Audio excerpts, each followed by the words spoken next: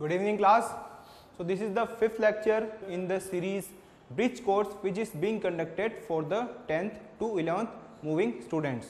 Okay, clear hai? As we all know, we have started this course for the 10th to 11th moving students, just that they don't feel any difficulties when we will actually be taking classes of the 11th class. ठीक है ना?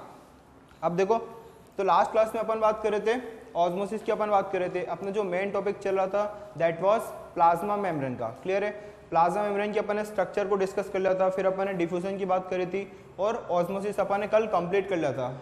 ठीक है, अपन ने कुछ cases देखे थे, कुछ क्वेश्चंस देखे थे कि क्या होगा अगर अपन किसी सेल को प्लेस करते हैं एक हाइपोटोनिक कंडीशन में, एक हाइपरटोनिक कंडीशन में and isotonic condition. Okay, so when a cell is placed in a hypotonic condition, the water will move inside the cell and the cell will swell. Cell क्या हो जाएगा? फूल जाएगा. ठीक है ना? क्लियर सबको? Next, in the second case, when the cell was placed in a isotonic condition, the cell will remain the same size because there will be no net movement of water. ठीक है ना?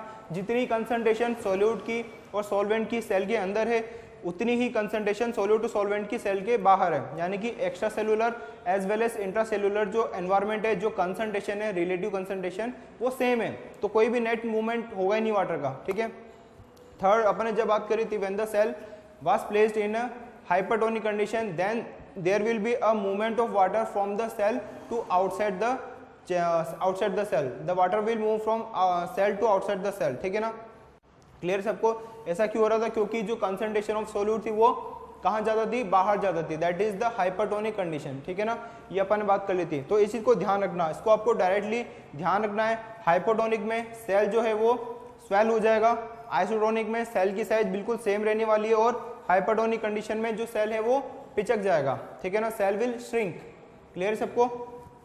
तो देखो next, अगर आप आगे की बात करते हैं तो देखो जो प्लाज्मा मेम्ब्रेन होती है, मैंने आपको बताया था कि प्लाज्मा मेम्ब्रेन का जो स्ट्रक्चर है वो कैसा है? दैट इज फ्लूइड नेचर है. ठीक है. इसका मैंने आपको ये भी बताया था कि जो मॉडल है प्लाज्मा मेम्ब्रेन का जिसकी अपन स्टडी करते हैं, that is being the most accurate model. ठीक है.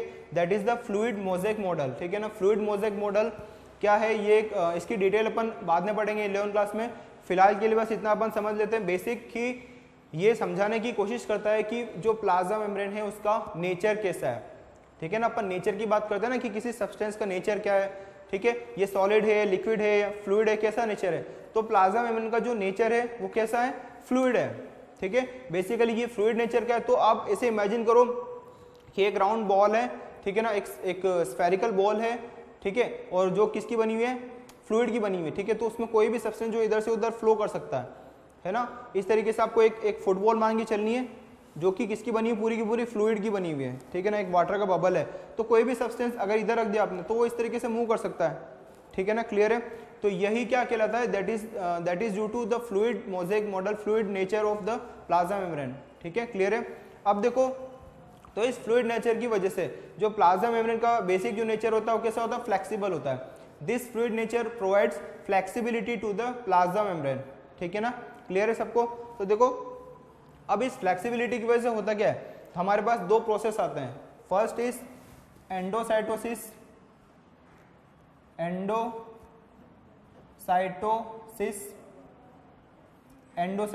First is endocytosis. अब देखो, जो फ्लूइड नेचर, मैंने आपको क्या बोला कि जो प्लाज्मा मेम्ब्रेन होती है वो बेसिकली एक फ्लूइड नेचर होता है. ठीक है ना? इस तरीके से वो फ्लो हो रहा होता है.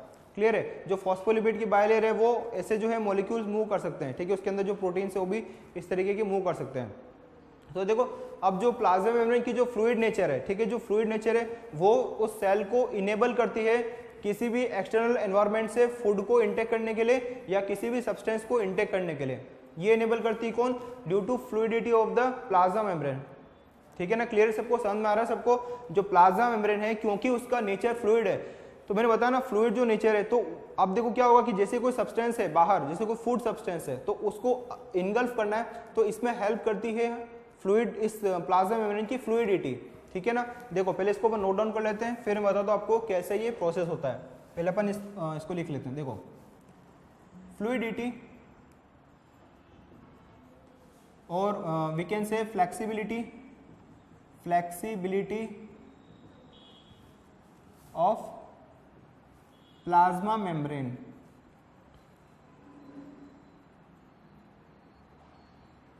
fluidity or flexibility of plasma membrane enables the cell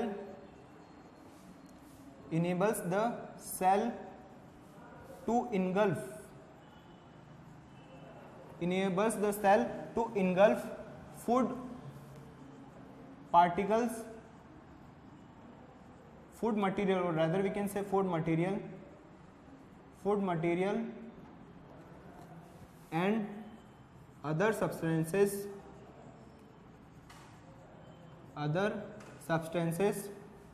from outside environment.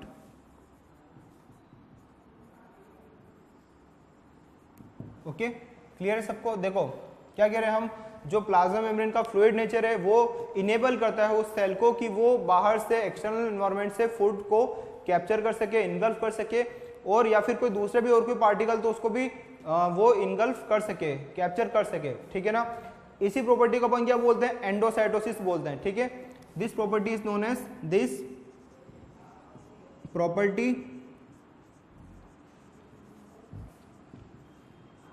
As endocytosis, ठीक है ना, एंडोसाइटोसिस। क्लियर है? अब देखो इसको अपन समझ लेते हैं होता क्या है। देखो सपोज ये एक मिनट,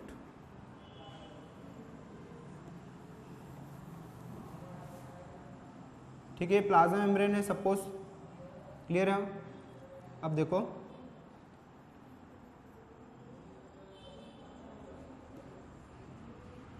ठीक है, मैं इस पोर्शन का जो है फ्लूइड मोज़ेक मॉडल इस यहाँ पे मैं लिपिड फॉस्फोलिपिड मॉलिक्यूल जो है आपको शो कर रहा हूँ। देखो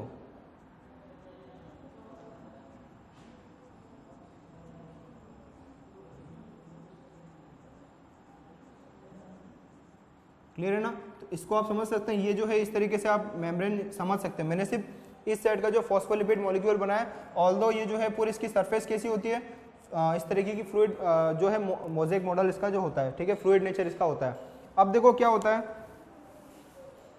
ठीक है, जब कोई पार्टिकल आता है, ठीक है, जब कोई पार्टिकल आता है इस जगह पे, देखो ठीक है, सपोज कोई फूड पार्टिकल है और वो यहाँ पे आता है। अब देखो होगा क्या नेक्स्ट, अगर अपन आगे देखें तो देखो इस तरीके से ये जो मेम्ब्रेन है ये अंदर से, देखो ये जो मेम्ब्रेन होती है, ये जो मेम्ब्रेन है ना, अब ये जैसे यहाँ पे कोई फूड पार्टिकल आएगा तो ये अंदर से बंद हो जाएगी, अंदर से बल्ज हो जाएगी, ठीक है ना, इनसाइड ये बल्ज हो जाएगी। समझ में आ रहा सबको? क्लियर है? अंदर ये कॉन्स्ट्रिक्ट हो जाएगी। समझ में आ रहा सबको? ठीक है, देखो तो ये कुछ इस तरीके की हो जाएगी। क्लियर है? यहाँ पे सेम वही अपन बना देते हैं फॉस्फोलिपिड मॉलिक्यूल्स।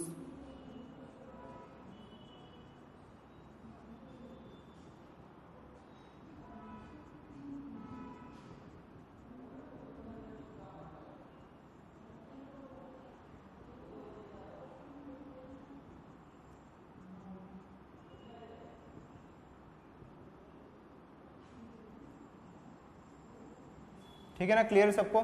इस तरीके से समझ लो, ठीक है। तो ये जो है इस तरीके से क्या हो रहा है, कॉन्स्ट्रिक्शन हो रहा है, आपको भी समझ में आ रहा है, ठीक है ना। यहाँ पे ये जो पार्टिकल है ये यहाँ पे आ जाएगा।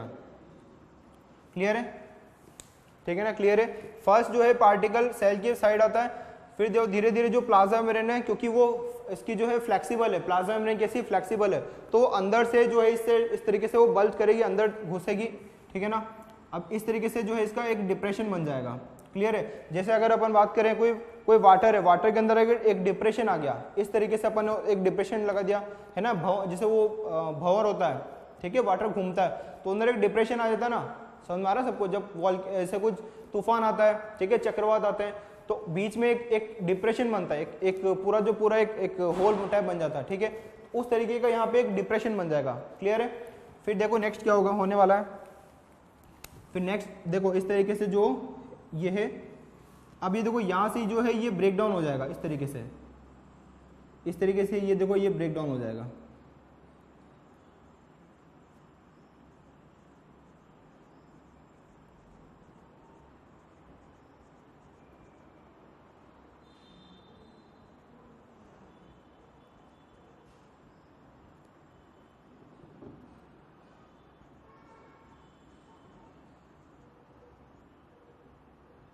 ठीक है ना, इसको अपन समझ सकते हैं that is the plasma membrane. ठीक है, अब ये जो फूड पार्टिकल ये कहाँ आ गया, ये इसके अंदर आ गया, और ये जो प्लाज्मा मेम्ब्रेन जो हमारे पहले के जैसी थी वो एज इट इज जो है वापस रिफॉर्म हो जाएगी।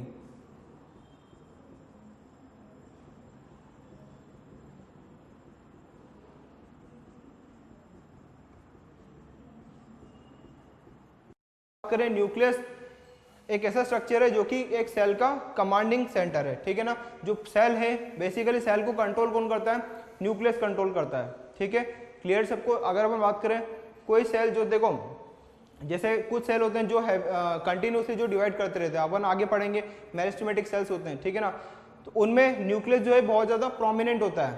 क्लियर है, in continuously dividing cells there is a prominent nuclei. ठीक है, समझ में आ रहा है सबको। तो फर्स्ट थिंग जो न्यूक्लियस है, nucleus is the commanding centre of the cell, जो पूरे सेल को कंट्रोल करता है, कमांड देता है, वो न्यूक्लियस की वजह से होता है। ठीक है ना, क्लियर है सबको। So write down first point, control and commanding centre of the cell. ठीक है ना, क्लियर है, सेल का ये कंट्रोल एंड कमांडिंग सेंटर है। अब देखो जो न्यूक्लियस होता है, देखो न्यूक्लियस की जो मेम्ब्रेन होती है it is the double membranous structure. ठीक है, न्यूक्लियस की मेम्ब्रेन डबल मेम्ब्रेनस स्ट्रक्चर होती है। सिंपल सा पॉइंट है, सिंपल से पॉइंट देख रहे अपन, double membranous structure.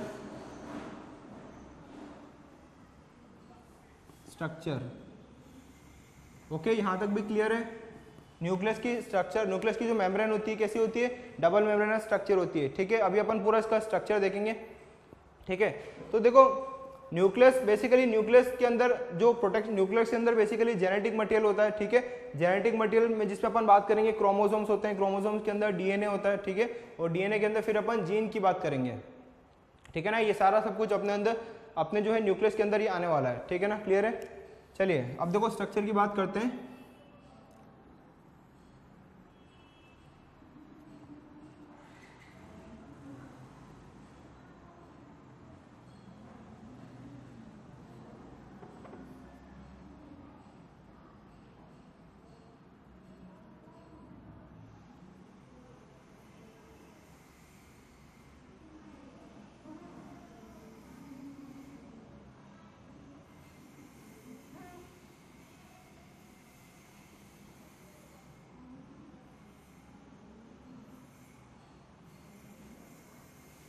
Okay,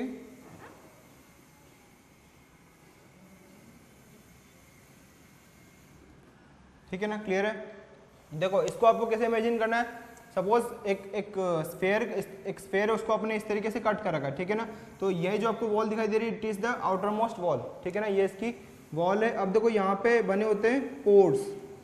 clear है, जो न्यूक्लियर की मेम्ब्रेन होती है इन पे बने होते हैं हमारे पोर्स। ठीक है, ये अगर अपन बात करें अंदर की तरफ, इसको अगर अपन मूव करें तो ठीक है, इस तरीके से आप इमेजिन कर सकते हैं अंदर क्या होते हैं इसके पोर्स। क्लियर है, ये जो मेम्ब्रेन है यहीं पे पीछे की साइड में ये जो पोर्स दे रखे हैं ये पीछे की साइड है, इस तरीके से इस पे क्या होते हैं पोर्स बने होते हैं।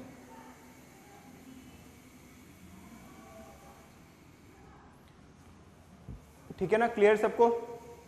और इस तरह देखो इसको अपन एक और डायग्राम से शो करते हैं।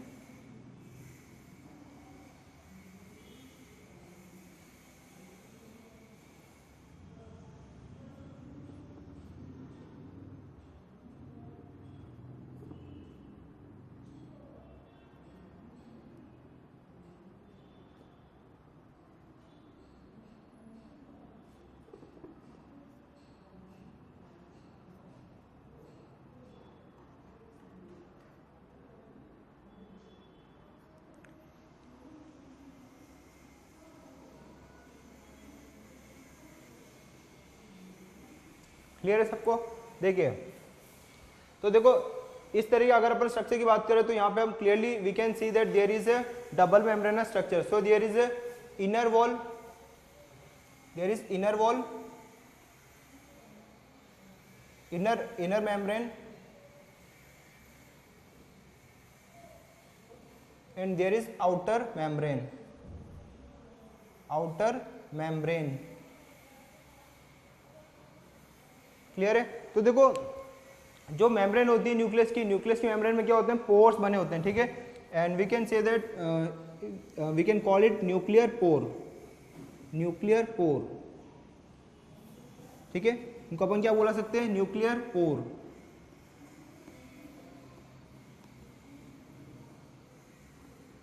क्लियर है सबको? ठीक है ना, यहां तक क्लियर है? यहां तक अपन क्या बात करी, देखो न्यूक्लियस एक डबल मेम्ब्रेनस स्ट्रक्चर होगा, we can easily see that, ठीक है ना। उसके बाद देखो न्यूक्लियर पोर होते हैं, इसके अंदर न्यूक्लियर पोर होते हैं जो कि अलाउ करते हैं ट्रांसपोर्टेशन का, किसी भी मटेरियल का अगर अपन ट्रांसपोर्टेशन करना है न्यूक्लियस के अंदर और न्यूक्लियस के बाहर, मतलब साइटोप्लाज्म से न्यूक्लियस की तरफ या फिर न्यूक्लियस से साइटोप्लाज्म की तरफ, तो उसका जो ट्रांसपोर्ट होगा वो किसके थ्रू होगा, इन पोर्स के थ्रू होगा। ठीक है ना, क्लियर है, समझ में आया सबको? अब देखो नेक्स्ट, तो इसके अंदर जो अगर अपन बात करें सेंटर में, यहाँ पे जो ये जो फ्लूइड होता है, इस फ्लूइड को अपन बोलते हैं न्यूक्लियोप्लाज्म, न्यूक्लियोप्लाज्म, ठीक है। जैसे साइटोप्लाज्म होता है, ठीक है, एक साइटोप्लाज्मिक जो फ्लूइड होता है, उस तरीके से न्यूक्लियस के अंदर जो फ्लूइड होता है we can call it as nucleoplasm. ठीक है ना, क्लियर है? क्लियर है? बस देखो इसका थोड़ा सा कॉन्स्टिट्यूएंट जो हल्का सा अलग होता है, थोड़ा सा डिफरेंट होता है साइटोप्लाज्म से। क्लियर है? नेक्स्ट, अभी अपन को देखो सिर्फ कुछ बेसिक बातें करनी है, जितना जो अपना लेवल है, ठीक है, अपन को अपना एक लेवल बना के चलना है, ताकि अपन इलेवन में जब मूव करेंगे, ठीक है, तो प्रॉपर अपन वहाँ पे पूरा प्रॉपर स्ट्रक्चर देखेंगे कैसे क्या होता है। ठीक है ना, अभी अपन को सिर्फ एक बेसिक लेवल पे अपन को बेसिक चीज़ें पता होनी चाहिए कि देखो न्यूक्लियस जो है डबल मेम्ब्रेनस स्ट्रक्चर होता है, इसकी जो मेम्ब्रेन होती है इसमें पोर्स होते हैं जिसको अपन बोलते हैं न्यूक्लियर पोर, और इसके अंदर जो फ्लूइड होता है इसको अपन बोलते हैं न्यूक्लियोप्लाज्म, जस्ट लाइक साइटोप्लाज्म। ठीक है ना, क्लियर है? यहाँ तक समझ में आया सबको? ठीक है, अब देखो न्यूक्लियर पोर की अपन बात कर लेते हैं। Membrane contains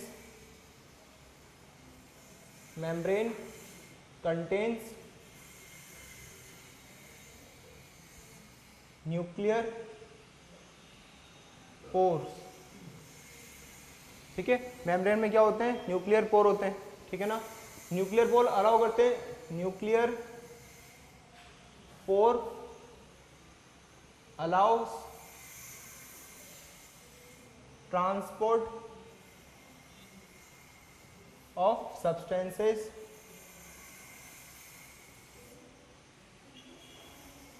nuclear pore allow us transport of substances into and out of the nucleus. ठीक है ना, क्लियर सबको? ओके, मेम्ब्रेन में न्यूक्लियर पोर होते हैं, न्यूक्लियर पोर अलाउ करते हैं किसी सब्सटेंस को अगर न्यूक्लियस में आना है या फिर न्यूक्लियस से बाहर जाना है तो वो इन न्यूक्लियर पोर के थ्रू अलाउ होगा। क्योंकि देखो न्यूक्लियस में ऐसा नहीं हो सकता कि अपन एकदम क्लोज रख दे, क्योंकि अपन जैसे आगे 12th क्लास में आप जाओगे, ठीक है, तो वहां पे अपन पढ़ेंगे कि जो है बहुत सारे सब्सटेंसेस का फॉर्मेशन होता है। ठीक है ना, क्लियर है? प्रोटीन, अगर अपन बात करें आरएनए जो है, आरएनए का फॉर्म होता है तो आरएनए बाहर आता है। ठीक है, समझ में आ रहा है सबको? और अगर अपन बात करें एंजाइम है, ठीक है, कोई प्रोटीन है, प्रोटीन भी जो है न्यूक्लियस के अंदर आता है। ठीक है ना, हार्मोन्स, काफी हार्मोन्स जो होते हैं, कुछ कैटेगरी हार्मोन्स होते हैं जो डायरेक्टली जो न्यूक्लियस के अंदर एंटर करते हैं। ठीक है, तो उनको एंटर करने के लिए एक रास्ता चाहिए, वो उनको अलाउ करता है कौन, न्यूक्लियर पोर। ठीक है ना, यहाँ तक क्लियर है? फिर नेक्स्ट, अब देखो बात करते हैं अपन क्रोमोसोम्स की। देखो न्यूक्लियस कंटेन्स जेनेटिक मटेरियल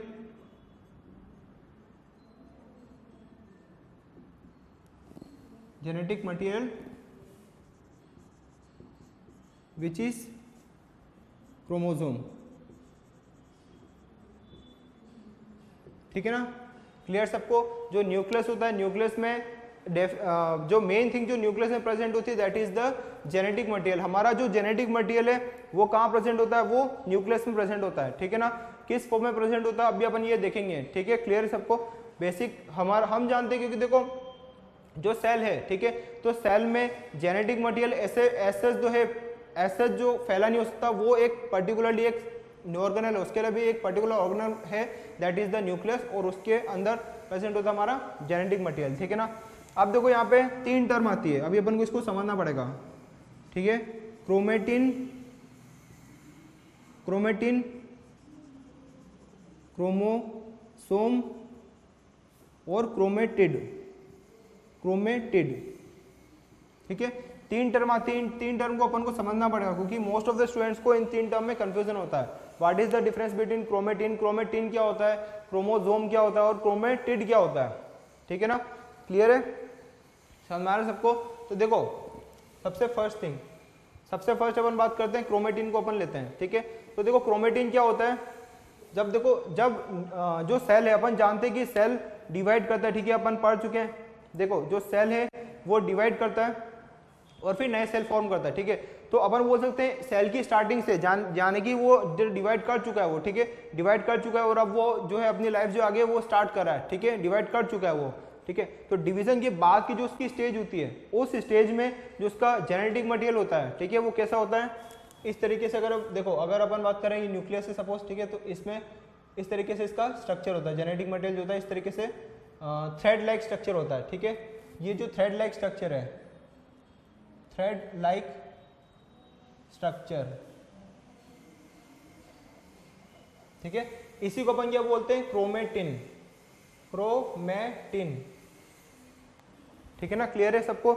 यहाँ पर जो ये थ्रेड लाइक स्ट्रक्चर है, ठीक है, ये मैं कब की बात बता रहा हूँ, ये सेल कौन से स्टेज में, क्योंकि देखो ये सारी चीजें हमारे आगे काम आने वाली है। देखो जब सेल डिवाइड कर लेता है, ठीक है, जो नया सेल, मैं बात करूँ नया सेल, एकदम स्टार्टिंग जो सेल है, ठीक है, अब वो जैसे जैसे आगे अभी स्टार्ट हुआ है, तो उस कंडीशन पे उसका जो जेनेटिक मटेरियल है वो कैसा है, इस तरीके से थ्रेड लाइक स्ट्रक्चर की फॉर्म में, ठीक है।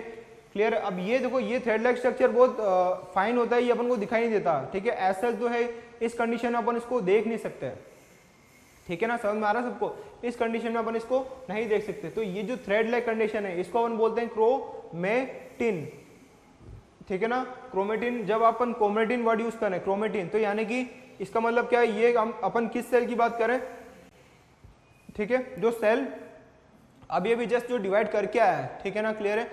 तो उस कंडीशन में जो उसका जेनेटिक मटेरियल होता है वो किस तरीके से होता है, थ्रेड लाइक स्ट्रक्चर में होता है। अपन वहां पे अभी क्रोमोसोम वर्ड यूज नहीं कर सकते हैं, ठीक है। क्रोमोसोम सिर्फ तब आता है जब सेल को डिवाइड करना होता है, तब ये जो पूरा का पूरा जेनेटिक मटेरियल है ये कंडेंस हो जाता है, ठीक है ना। अभी फिलहाल अपन क्रोमोसोम की बात नहीं कर सकते, अभी फिलहाल जिस कंडीशन में ये क्रोमेटिन कंडीशन में जो कि थ्रेड लाइक स्ट्रक्चर होता है, ठीक है। क्लियर है।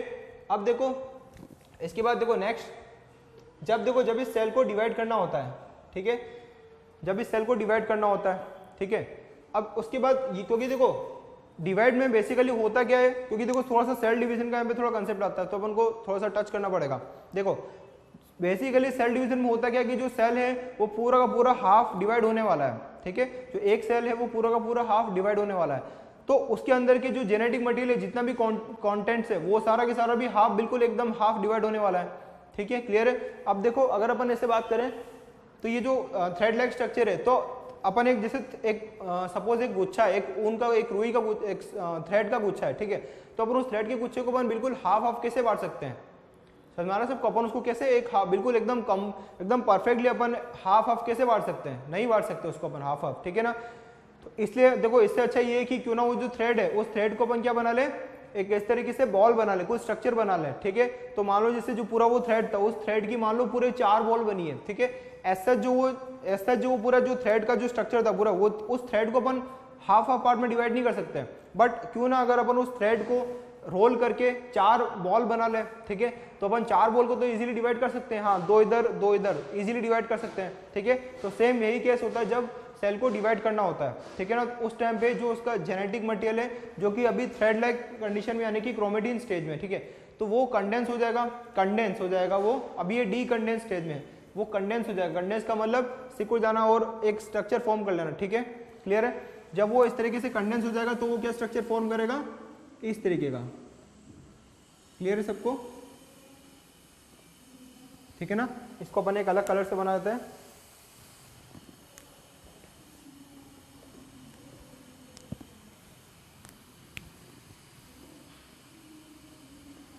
ठीक है, इस कंडीशन में, ठीक है। यहाँ पे अब देखो, अब यहाँ पे क्या आ चुका है, क्रोमोसोम आ चुके हैं, यहाँ पे क्या आ चुके हैं, क्रोमोसोम आ चुके हैं, ठीक है। क्लियर है। तो अपना देखो क्रोमेटिन अपन समझ चुके हैं, क्रोमोसोम भी अपन चुके हैं, तो अब क्रोमेटिन कब आएगा, क्या सॉरी क्रोमेटिड कब आएगा, तो देखो यही क्रोमोसोम है और यही क्रोमेटिड भी है, ठीक है ना। यहाँ पे अभी इस कंडीशन क्रोमेटिड भी यही है, क्लियर है, यही क्रोमेटिड है और यही क्रोमोसोम है, समझ में आ रहा है सबको इस कंडीशन में, ठीक है ना, क्लियर है। तो अभी अगर अपन बात करें यहाँ पे क्रोमेटिड की, देखो क्रोमेटिड की अगर बात करें तो ये पूरा एक क्रोमेटिड है, ये पूरा दूसरा एक क्रोमेटिड है, ठीक है। तो क्रोमेटिड कितने हो गए, number of chromatid will be 2, ठीक है, नंबर ऑफ क्रोमेटिड कितने हो गए, 2 हो गए। क्रोमोसोम की अगर अपन बात करें, नंबर ऑफ क्रोमोसोम कितने हो गए यहाँ पे, नंबर ऑफ क्रोमोसोम 1 एंड 2, तो नंबर ऑफ क्रोमोसोम 2 हो गए। इसीलिए मैंने बोला इस कंडीशन पे, जब ये कब कंडीशन है, ये सेल आगे डिवाइड करने वाला, डिवाइड करने की तैयारी कर रहा है, ठीक है, क्लियर है। आगे अपन उसको डिटेल में पढ़ेंगे, बस अभी के लिए समझ लो कि ये सेल डिवाइड होके आया था, ठीक है। अब इस सेल को आगे डिवाइड करना है, फर्दर डिवाइड करना है, तो इसका जेनेटिक मटेरियल जो है वो कंडेंस हो जाएगा, ठीक है ना, कंडेंस, ठीक है ना, कंडेंस हो जाएगा, उस तरीके का स्ट्रक्चर फॉर्म कर लेगा, जिसको अपन क्या बोलेंगे, क्रोमोसोम भी बोल सकते हैं और क्रोमेटिड भी बोल सकते हैं। यहाँ पे क्रोमेटिड भी 2 है और क्रोमोसोम भी 2 है, ठीक है ना। अब देखो क्योंकि जेनेटिक मटेरियल को आगे डिवाइड होना है, तो उसके लिए पहले हमको क्या करना पड़ेगा, उसकी एक कॉपी बनानी पड़ेगी, ठीक है ना। हर एक चीज की अपन को कॉपी बनानी पड़ेगी ना, नहीं तो अपन डिवाइड किसको करेंगे, ठीक है, समझ में आ रहा है सबको। अगर मेरे पास एक पेज है, अगर मेरे पास एक पेज है, तो मैं उस पेज को 2 में कैसे डिवाइड कर सकता हूँ, 2 जनों को मैं कैसे दे सकता हूँ, पहले मैं उसकी एक फोटो कॉपी कराऊंगा, एक जीरोक्स कराऊंगा ना मैं पहले उसकी, ठीक है, फिर मेरे पास एक की 2 कॉपी हो जाएगी, तो मैं दोनों की दोनों दे सकता हूँ। तो पहले मुझे क्या करना पड़ेगा, पहले मैं उसको डिस्ट्रीब्यूट करूंगा या फिर पहले मैं उसकी एक कॉपी निकालूंगा, तो डेफिनेटली मैं पहले उसकी एक कॉपी निकालूंगा, ठीक है। जैसे मेरे पास 2 कॉपी आ जाएगी तो मैं उन दोनों कॉपी को दे दूंगा। तो उसी तरीके से अब देखो, अब यहाँ पे क्या होने वाली है, आगे कॉपी हो जाएगी, ठीक है। तो इस तरीके से आगे कॉपी हो जाएगी, ठीक है ना। तो क्या हो जाएगा, हर एक क्रोमेटिड की कॉपी हो जाएगी, तो ये एक क्रोमेटिड और ये दूसरा क्रोमेटिड, क्लियर है सबको, ठीक है ना, क्लियर है। यहां भी सेम ऐसे ही होगा, ये एक क्रोमेटिड और ये दूसरा क्रोमेटिड, ठीक है, क्लियर है सबको, ठीक है। अब बताओ यहाँ पे क्रोमोसोम और क्रोमेटिड नंबर कितना होगा, बताओ एक बार, क्रोमोसोम नंबर कितना होगा यहाँ पे और क्रोमेटिड नंबर कितना होगा, ठीक है ना।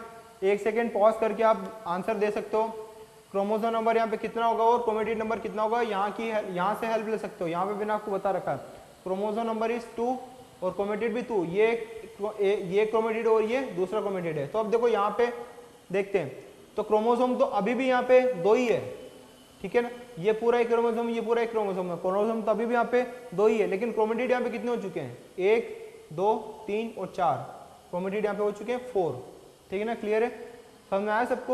क्रोमेटिन क्या होता है, डिवाइड होने से पहले थ्रेड लाइक जो स्ट्रक्चर होता है उसको अपन बोलते हैं क्रोमेटिन।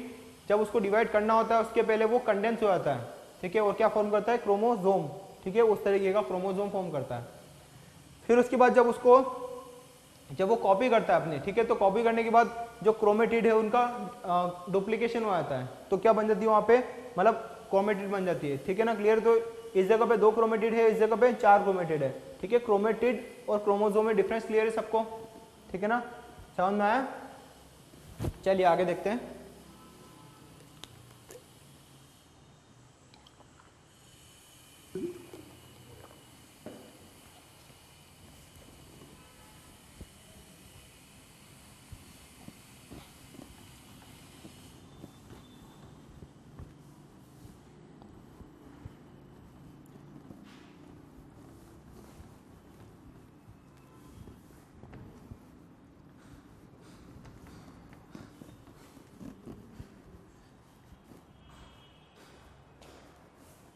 ओके, तो यहाँ पे अपना क्रोमोसोम वाला पार्ट देखो कंप्लीट हो चुका है। क्रोमोसोम अपन बात कर चुके हैं, क्रोमोसोम, क्रोमेटिड और क्रोमेटिन की अपन बात कर चुके हैं, ठीक है ना, क्लियर है।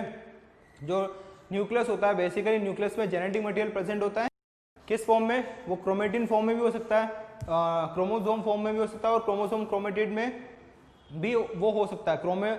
एक क्रोमोसोम में क्रोमेटिड हो सकते हैं, मतलब एक क्रोमेटिड भी हो सकता है, 2 क्रोमेटिड भी हो सकते हैं और 3 क्रोमेटिड भी हो सकते हैं, डिपेंड करता है, ठीक है ना, उसकी प्लॉइडी पे डिपेंड करता है वो, क्लियर, समझ आ रहा है सबको, ठीक है। अब देखो नेक्स्ट अपन बात करते हैं डीएनए की, ठीक है, नेक्स्ट देखो डीएनए, ठीक है ना, ये सब अपन आगे बात करते हैं। तो देखो डीएनए, ठीक है, न्यूक्लियस, न्यूक्लियस के अंदर जेनेटिक मटेरियल में अगर बात करें तो क्रोमोसोम, ठीक है। तो अब एक्चुअल में अगर अपन बात करें क्रोमोसोम के भी अंदर क्या होता है, डीएनए होता है। देखो क्रोमोसोम जो है पूरा का पूरा डीएनए नहीं होता, ठीक है ना। जो क्रोमोसोम है ये पूरा का पूरा डीएनए नहीं होता है, ठीक है। इसके अंदर बहुत सारे जो है कॉम्प्लेक्स होते हैं, ठीक है, हिस्टोन और नॉन हिस्टोन प्रोटीन्स होते हैं, ठीक है। ये आपके हायर क्लास में आएगा कि किस तरीके से वो क्रोमोसोम फॉर्म होता है। फिलहाल के लिए बस इतना समझो कि जो क्रोमोसोम जो स्ट्रक्चर मैंने आपको बताया था that is not completely DNA, वो कंप्लीटली डीएनए नहीं होता है, उसके अंदर डीएनए जरूर होता है, ये बात जरूर है, उसके अंदर डीएनए जरूर होता है, ठीक है। अब देखो डीएनए की बात करते हैं अपन। डीएनए का फुल फॉर्म फर्स्ट थिंग तो फुल फॉर्म की बात कर रहे थे, तो D oxy ribo nucleic acid, ठीक है ना। डीएनए का फुल फॉर्म क्या होता है, deoxy ribo nucleic acid. Clear यहां तक, ठीक है। सेकंड पॉइंट, ठीक है, देखो, ठीक है। अब देखो जो डीएनए होता है, डीएनए के अंदर भी अगर हम बात करें तो जीन्स होती है, ठीक है। डीएनए एक्चुअल में देखो बात करें तो डीएनए ही हमारे अंदर जो है ट्रांसफर होता है, ठीक है। It is the transferable genetic material which passes from parents to offspring,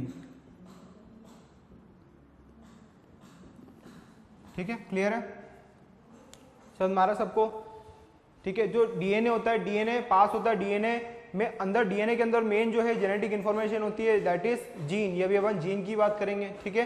clear सबको, ठीक है ना।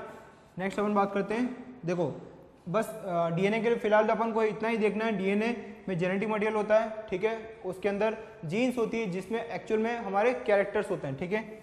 जीन की बात करते हैं, ठीक है। देखो जीन क्या होती है, segment of DNA, segment of DNA, ठीक है ना।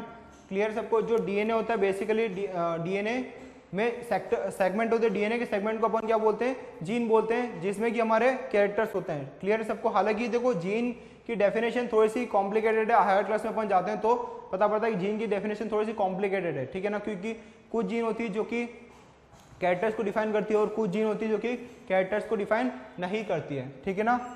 फिर क्लियर है सबको यहाँ तक के लिए, ठीक है। यहाँ तक के लिए बस अपन को इतना ही देखना है, आगे इसके आगे अपन जो है 11वीं क्लास में देखेंगे, ठीक है। नेक्स्ट अपन ऑर्गेनेल की बात करते हैं दैट इज, ठीक है, नेक्स्ट अपन बात करते हैं एंडोप्लाज्मिक रेटिकुलम की। एंडोप्लाज्मिक रेटिकुलम,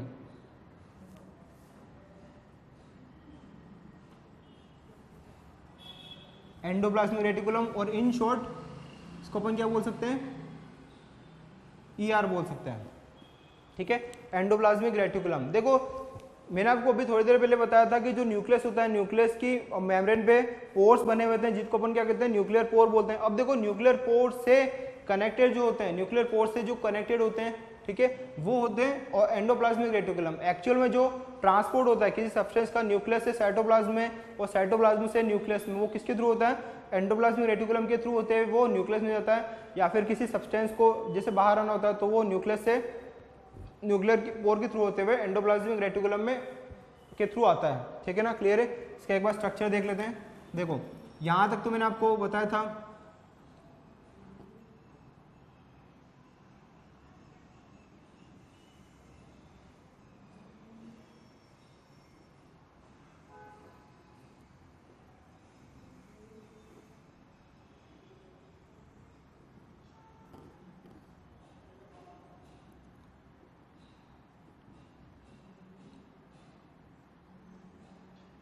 देखो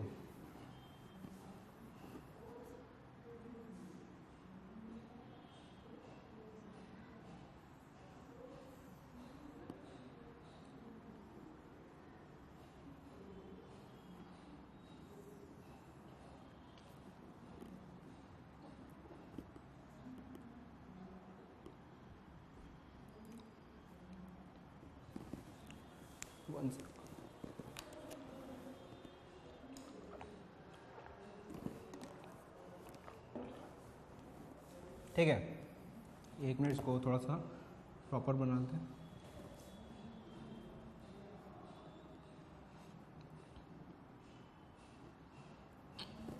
ओके, क्लियर है। नेक्स्ट,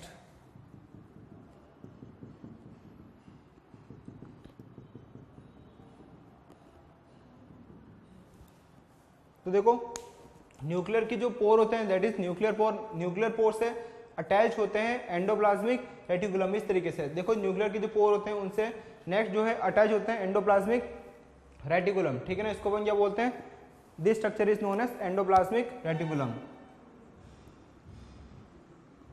ठीक है, एंडोप्लाज्मिक रेटिकुलम क्या है ये, देखो membrane bound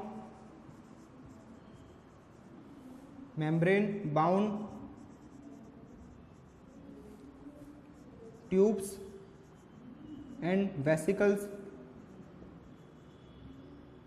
which are attached to the nuclear pores। ठीक है ना, क्लियर है। Membrane bound tubes and vesicles होते हैं जो कि न्यूक्लियर पोर से अटैच होती है।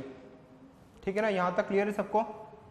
अब देखो जो एंडोप्लाज्मिक रेटिकुलम है, endoplasmic reticulum is of 2 types. यहाँ पे अपन क्लियरली देख सकते हैं। ठीक है, एक तो फर्स्ट टाइप जो अपन को दिखाई दे रही है जिसमें ब्लू जो है डॉट बनाया हुआ है। सेकंड टाइप मैंने आपको यहाँ पे अपन देख सकते हैं जिसमें कि मैंने कोई ब्लू डॉट नहीं बनाया है। ठीक है, तो इसी तरीके से जब एंडोप्लाज्मिक रेटिकुलम को अपन व्यू करते हैं माइक्रोस्कोप में तो अपन को 2 टाइप के एंडोप्लाज्मिक रेटिकुलम दिखाई देते हैं। क्लियर है, डिफरेंस अपन को डिफरेंस दिखाई देता है। क्या डिफरेंस है, देखो फर्स्ट स्टेप में अपन को ऐसा एंडोप्लाज्मिक रेटिकुलम दिखाई देता है जिसकी सरफेस अपन को रफ दिखाई देती है। ठीक है, the first step of endoplasmic reticulum is which is having a rough surface when viewed under the microscope. ठीक है, क्यों रफ सरफेस है, क्योंकि उसकी सरफेस पे राइबोसोम प्रेजेंट होता है। ठीक है, अभी राइबोसोम की अपन बात करेंगे। तो देखो जो अपन को देखो यहाँ पे जो दिखाई दे रहे हैं इन एंडोप्लाज्मिक रेटिकुलम की सरफेस पे क्या प्रेजेंट होते हैं, राइबोसोम्स प्रेजेंट होते हैं। ठीक है, नेक्स्ट इसमें लिख लिए 2 टाइप्स ऑफ ER। ठीक है, 2 टाइप के ER होते हैं। First RER and second is SER। Clear है, देखो फर्स्ट अपन बात करते हैं RER की। RER is rough endoplasmic reticulum, rough endoplasmic reticulum. ठीक है ना, RER क्या होता है, RER is the rough endoplasmic reticulum. जो ये वाला पोर्शन है अपना दैट इज द RER। ठीक है, क्लियर है सबको। देखो नेक्स्ट राइबोसोम, 1 मिनट इसमें अपन लिख दें, देखो looks rough surface when viewed under the microscope, under the microscope।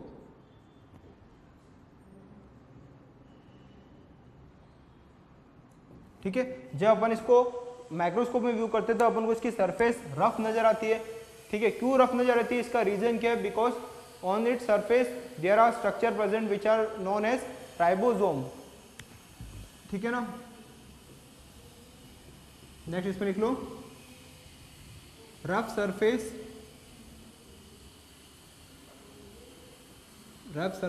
Is due to presence of a substance known as ribosome. ठीक है, क्लियर है। तो इसकी सरफेस पे क्या प्रेजेंट होते हैं, राइबोसोम। ये जो अपने डॉट बनाए ये क्या है, सारे राइबोसोम। ठीक है ना, राइबोसोम्स। क्लियर है। अब देखो राइबोसोम होते क्या है।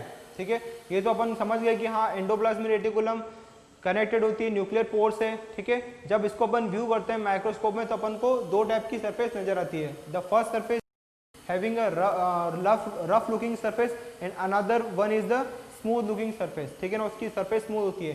जो रफ होती है उसको अपन ने बोल दिया रफ एंडोप्लाज्मिक रेटिकुलम, वो जो स्मूथ होती है उसको अपन स्मूथ एंडोप्लाज्मिक रेटिकुलम बोलेंगे। जो रफ है वो रफ क्यों है, बिकॉज उसकी सरफेस पे राइबोसोम्स प्रेजेंट होते हैं, इसलिए वो रफ नजर आती है, ठीक है। अब यहाँ पे राइबोसोम का क्या काम है, ठीक है ना, क्लियर है सबको, ठीक है। राइबोसोम का क्या वर्क है चलिए देखते हैं, ठीक है। तो यहाँ पे आप हेडिंग डाल लीजिए राइबोसोम्स, ठीक है ना, राइबोसोम्स। तो देखो राइबोसोम बेसिकली क्या होते हैं, these are the protein factories, protein factories, protein factory of the cell, ठीक है।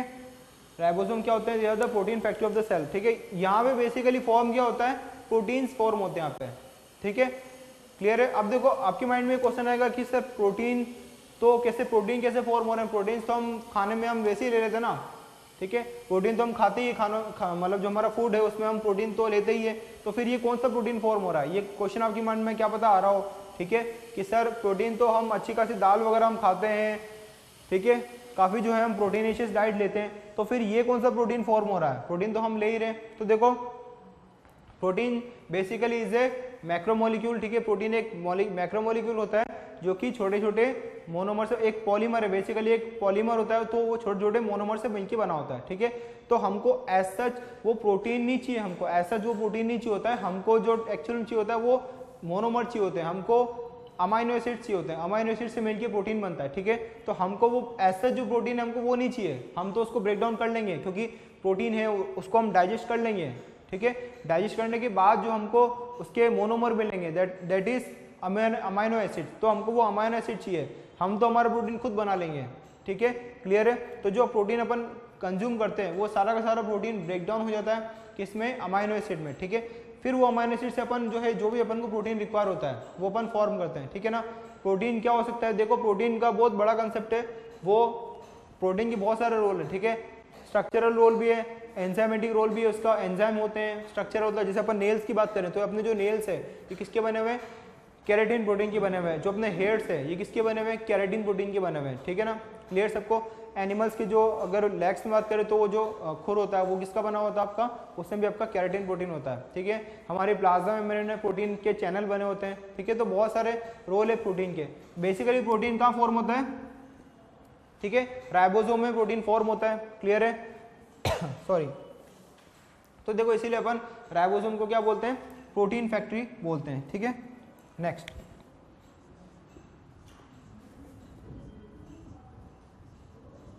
Proteins are formed on the RER, ठीक है। इसीलिए देखो क्योंकि राइबोसोम RER से एसोसिएटेड होते हैं और ribosome are the protein factory, that's why RER और rough endoplasmic reticulum is responsible for the formation of protein, ठीक है। जितने भी जो प्रोटीन फॉर्म होते हैं वो सब RER पे फॉर्म होते हैं, क्लियर है सबको, ठीक है। अभी देखो अगर अपन बात करें जैसे वायरस होते हैं, ठीक है, वायरस के ऊपर भी देखो क्योंकि उसके बाद प्लाज्मा मेम्ब्रेन तो होती नहीं है, वायरस के पास क्या होती है, एक प्रोटीन की कोटिंग होती है, ठीक है ना, प्लाज्मा मेम्ब्रेन तो होती नहीं है उसके पास में। तो अब देखो जब भी वायरस जब भी वायरस सेल में मल्टीप्लाई करने या फिर रेप्लिकेट करने के लिए आता है, ठीक है, तो क्योंकि उसको अपना जेनेटिक मटेरियल तो कॉपी करना ही है, साथ में उसको अपने जो उसका प्रोटीन कोड था उसको वो प्रोटीन कोड भी फॉर्म करना होता है, ठीक है। तो देखो वो प्रोटीन कोड फॉर्म कहाँ होगा, उसको कहाँ आना पड़ेगा, किसकी जरूरत पड़ेगी, उसको यहीं पे, ठीक है, उसको यहीं पे RER की जरूरत पड़ेगी, ठीक है ना। उसका जो प्रोटीन कोड फॉर्म होना है वो कहाँ होना है, RER में ही उसका प्रोटीन कोड फॉर्म होना है, ठीक है ना, क्लियर है यहाँ तक। चलिए थर्ड पॉइंट लिख लेते हैं, रिस्पॉन्सिबल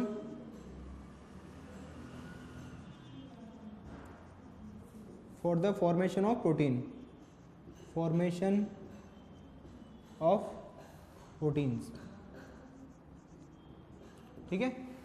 नेक्स्ट देखो, नेक्स्ट बात करते हैं अपन सेकेंड टाइप की एंडोप्लाज्मिक रेटिकुलम की, दैट इज द SER, ठीक है, SER,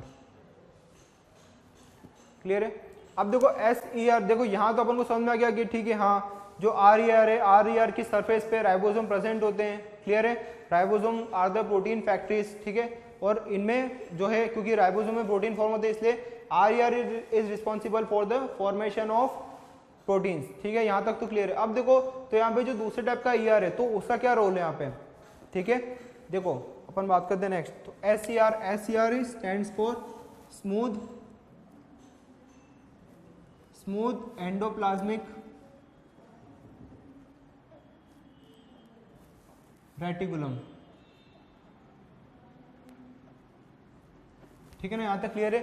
SER stands for smooth endoplasmic reticulum, ठीक है। तो ये देखो इसकी जो सरफेस होती है वो कैसी होती है, स्मूथ होती है, ठीक है ना।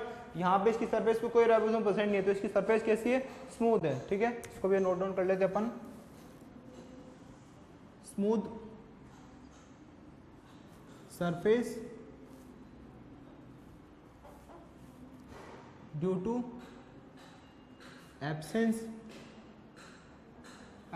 ऑफ राइबोसोम्स, ठीक है ना, क्लियर सबको, क्लियर है। तो यहाँ पे राइबोसोम होते नहीं है, दैट्स वाई इसकी सरफेस अपन को स्मूथ नजर आती है, ठीक है ना, एकदम सिंपल, इसकी बस मेम्ब्रेन ही है, इस मेम्ब्रेन में कुछ भी कोई राइबोसोम नहीं है, ठीक है। अब देखो तो यहाँ पे ठीक है, अब इसकी सरफेस पे राइबोसोम तो है ही नहीं, तो फिर इसका रोल क्या है, इसका क्या काम है, ठीक है। RER तो बना रही प्रोटीन, तो SER का क्या है, SER का काम क्या है, ठीक है। देखो SER is responsible for the formation of lipids, ठीक है ना, फैट्स एंड लिपिड्स के फॉर्मेशन के लिए रिस्पॉन्सिबल है कौन, SER, ठीक है। यहाँ पे मेजर फंक्शन क्या होता है, फॉर्मेशन ऑफ लिपिड्स, ठीक है ना, क्लियर है। यहाँ पे क्या होता है, फॉर्मेशन ऑफ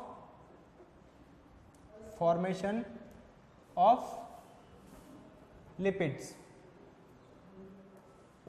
ठीक है, क्लियर है सबको। बेसिकली लिपिड्स हो गए, फैट्स हो गए, ये सारा का सारा फॉर्मेशन किस में होता है, SER में होता है, ठीक है। देखो अब ये बात क्या आती है कि क्या सेल के अंदर, हर सेल के अंदर बराबर क्वांटिटी में SER और RER प्रेजेंट होता है, ठीक है। तो ऐसा नहीं है, वो डिपेंड करता है कि रोल क्या है। पर्टिकुलरली देखो एक सेल का फंक्शन जो है वो अलग हो सकता है, दूसरे सेल का फंक्शन अलग हो सकता है, ठीक है।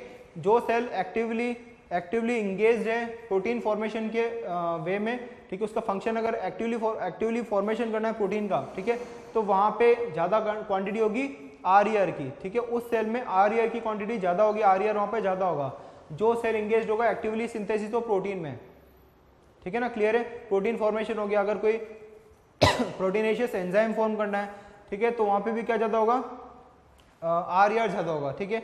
नेक्स्ट देखो, अब जिस जगह पे फैट का या लिपिड का सिंथेसिस करना है अपन को, ठीक है, जैसे अपन बात करें, देखो हमारे जो ये वाला पोर्शन होता है, जो बेली पोर्शन है, ठीक है, बेली पोर्शन अपन जानते हैं कि फैट काफ़ी स्टोर होता है, मतलब फैट जो है मेन कहाँ स्टोर होता है, इस रीजन में स्टोर होता है, ठीक है। इसको भी अपन आगे जो अपना टिश्यू वाला पार्ट आएगा वहाँ पे अपन इसको और डिटेल में बात करेंगे।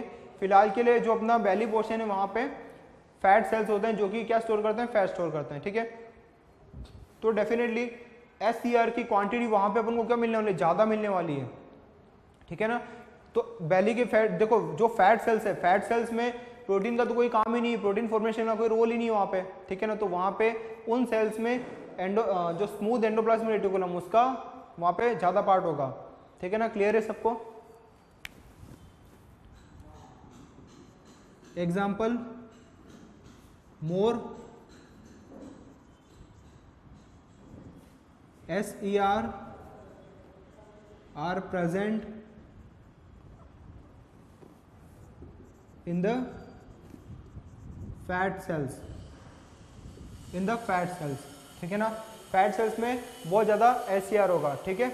अब देखो तो अपन ने प्लाज्मा मेम्ब्रेन की बात करी थी कि जो प्लाज्मा मेम्ब्रेन होती है उसके मेम्ब्रेन में क्या, वो किससे बनी होती है, फॉस्फोलिपिड मॉलिक्यूल से बनी होती है। फॉस्फोलिपिड मॉलिक्यूल की 2 लेयर होती है which is called phospholipid bilayer, clear है। तो उसमें भी देखो जो लिपिड है वो लिपिड बेसिकली कहाँ से आता है, फॉर्म तो देखो यहीं से होता है, ठीक है ना। लिपिड जो है बेसिकली फॉर्म तो यहीं से होता है, फिर वो मेम्ब्रेन में जाता है, ठीक है। अब देखो तो SER से जो लिपिड फॉर्म हो रहे हैं, ठीक है, वो किस में हेल्प करते हैं, मेम्ब्रेन के सिंथेसिस में फॉर्म करते हैं। इसको अपन क्या बोलते हैं, बायोजेनेसिस ऑफ द मेम्ब्रेन, ठीक है ना। जो मेम्ब्रेन का फॉर्मेशन हो रहा है क्योंकि मेम्ब्रेन किससे बनी है, बेसिकली फॉस्फोलिपिड से बनी हुई है, तो उसमें जो लिपिड का जितना भी सिंथेसिस हो रहा है वो कहाँ पे हो रहा है, SCR में हो रहा है, ठीक है ना, क्लियर है। इसको अपन क्या बोलते हैं, मेम्ब्रेन बायोजेनेसिस, ठीक है। देखो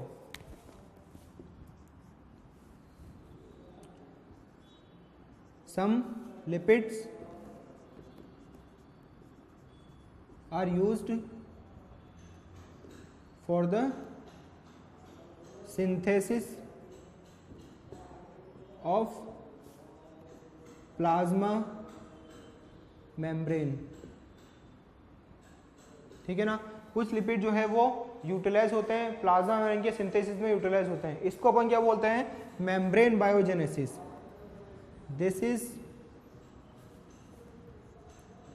known as membrane biogenesis, membrane biogenesis, ठीक है ना, क्लियर है यहाँ तक, समझ में आ रहा है सबको। तो SCR इसको अपन क्या बोलेंगे, SER, ठीक है। एक बार ऑब्वियस से सब रिवाइज कर लेते हैं, क्या क्या बात करी थी अपन ने। देखो एंडोप्लाज्मिक रेटिकुलम किससे जुड़ा होता है, न्यूक्लियर पोर से जुड़ा होता है, ठीक है। बेसिकली ये अलाउ करता है किसी भी सब्सटेंस को पास होने के लिए अलाउ करता है, ठीक है ना, to and from the nucleus को साइटोप्लाज्म में ये अलाउ करता है। उसके बाद देखो जब अपन इसको व्यू करते हैं माइक्रोस्कोप में तो अपन को टू टाइप्स की सरफेस जो है दिखाई देती है। फर्स्ट टाइप तो देखो रफ दिखाई देगा और अपन को अनदर टाइप स्मूथ दिखाई देगा, ठीक है, क्लियर है। जो रफ है वो रफ क्यों दिखाई दे रही है, क्योंकि उसकी सरफेस पे क्या प्रेजेंट है, राइबोसोम प्रेजेंट है, ठीक है। तो जिस सरफेस पे राइबोसोम प्रेजेंट है उसमें अपन बोलेंगे RER, और जिस सरफेस पे राइबोसोम नहीं है that will be called as SCR। RER stand for rough endoplasmic reticulum, SCR stand for smooth endoplasmic reticulum. अब देखो जो RER पे राइबोसोम होता है, ठीक है, राइबोसोम का रोल क्या, basically it is the protein factory of the cell. यहाँ पे जितने भी प्रोटीन का फॉर्मेशन होता है सब राइबोसोम में होता है, ठीक है। इसीलिए RER is responsible for the formation of protein. जितना भी प्रोटीन हमारी बॉडी में रिक्वायर्ड होता है ये सारा का सारा प्रोटीन कब कहाँ पे फॉर्म होता है, RER में, रफ एंडोप्लाज्मिक रेटिकुलम में फॉर्म होता है, ठीक है। उसके बाद देखो SCR की बात करते हैं। SCR में राइबोसोम होते नहीं तो सरफेस स्मूथ होती है। इसका क्या रोल है, बेसिकली इसका रोल है in the synthesis of lipids, ठीक है, लिपिड्स का फैट का सिंथेसिस बेसिकली इसमें इसका रोल है, ठीक है। अब कुछ लिपिड जो है वो किस में यूटिलाइज हो जाती है, मेम्ब्रेन के फॉर्मेशन में, जिसको अपन क्या बोलते हैं, मेम्ब्रेन बायोजेनेसिस बोलते हैं, ठीक है ना, क्लियर है यहाँ तक, समझ में आया सबको, ठीक है। चलो ठीक है, आज के लिए बस इतना ही।